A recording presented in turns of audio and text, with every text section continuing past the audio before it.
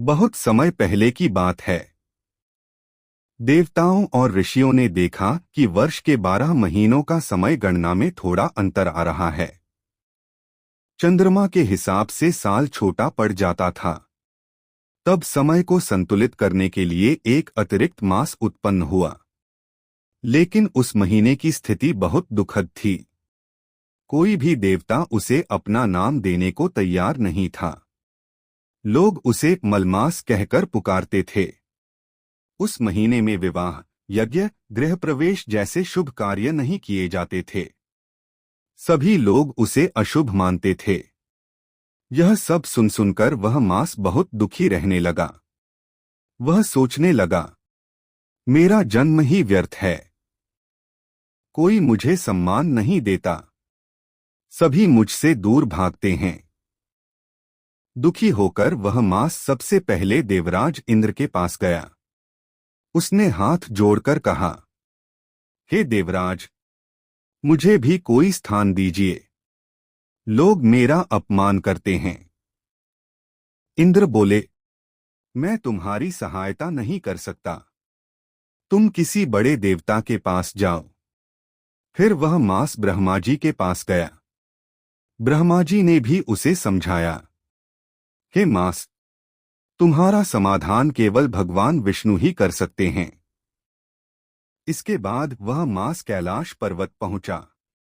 वहां उसने भगवान शिव के चरणों में गिरकर अपनी पीड़ा सुनाई।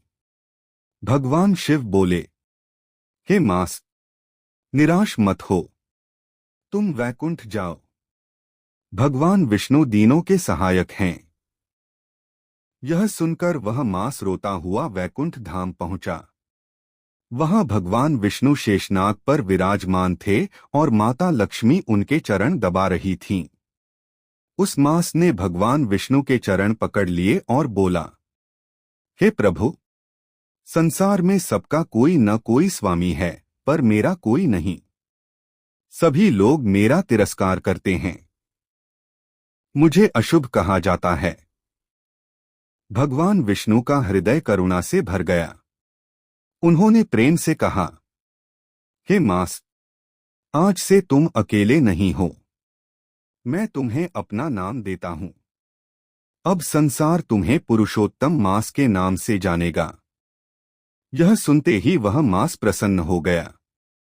भगवान विष्णु ने आगे कहा, जो भी मनुष्य इस मास में भक्ति करेगा, दान करेगा, कथा सुनेगा, व्रत रखेगा और गरीबों की सहायता करेगा, उसे अनेक यज्ञों के बराबर फल मिलेगा।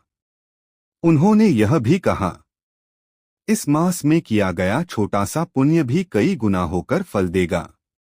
उस दिन से अधिक मास अत्यंत पवित्र माना जाने लगा। एक गरीब ब्राह्मण की कथा। एक नगर में एक गरीब ब्राह्मण रहता था।